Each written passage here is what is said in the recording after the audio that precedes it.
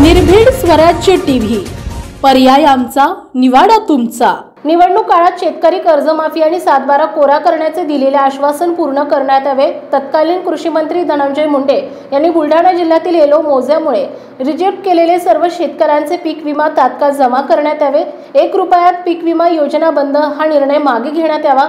शेतकऱ्यांचे अनेक दिवसांचे रखडलेले फळबाग, तुषार ठिबक विहीर आणि गोट्याचे अनुदान तात्काळ जमा करण्यात यावे यांसह अनेक मागण्यांसाठी आज संभाजी ब्रिगेडच्या वतीने बुलढाणा जिल्हा कृषी अधीक्षक कार्यालयासमोर रक्तदान आंदोलन करत सरकारचं लक्ष वेधलं आहे।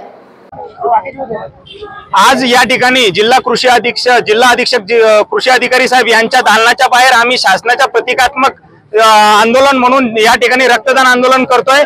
या व्यवस्थेने आजपर्यंत आमच्या शेतकरी बापाचं रक्त शोषण्याचं काम केलेलं आहे, त्यामुळे त्यांच्या दारामध्ये जाऊन आता आम्ही रक्त अजून देतोय। अजून किती रक्त प्यायचं ते प्या, परंतु आमच्या बापाला न्याय द्या। यामध्ये आमच्या प्रामुख्याने मागण्या अशा आहेत की खुद्द देवेंद्र फडणवीस मुख्यमंत्री साहेब यांनी निवडणूक काळामध्ये आमच्या शेतकरी बापाचा 7/12 कोरा करण्याचं आम्हाला आश्वासन दिलं होतं, परंतु सरकार आल्यानंतर त्याला त्याचा विसर पडलेला आहे। त्याचबरोबर मागच्या वर्षी धनंजय मुंडे कृषी मंत्री असताना त्यांनी आमच्या जिल्ह्याची वेगळी पत्रकार परिषद घेऊन आमच्या जिल्ह्यातील येलो मोजाक्षी सर्व शेतकऱ्यांचे पीक विमा मंजूर करण्याचं आश्वासन दिलं होतं, जाहीर केलं होतं। परंतु आता जर आम्ही चेक केलं तर 1,46,000 शेतकरी पुन्हा रिजेक्ट लिस्ट मध्ये ठेवण्यात आलेले आहेत। त्याचबरोबर 1 रुपयात पीक विमा योजना या शासनाने बंद करण्याचा मंत्रिमंडळ बैठकीमध्ये निर्णय घेतलाय।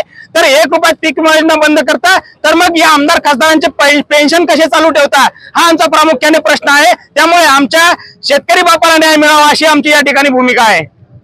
बुलढाणा जिल्ह्यातील महत्त्वाच्या घटना आणि घडामोडी पाहण्यासाठी तुम्ही निर्भीड स्वराज्य या चॅनलला अद्यापही सबस्क्राइब केलं नसेल तर आत्ताच जाऊन सबस्क्राइब करा आणि बेल आयकॉन दाबायला विसरू नका आणि फेसबुक पेजला शेअर आणि लाईक करा। पाहत राहा निर्भीड स्वराज्य।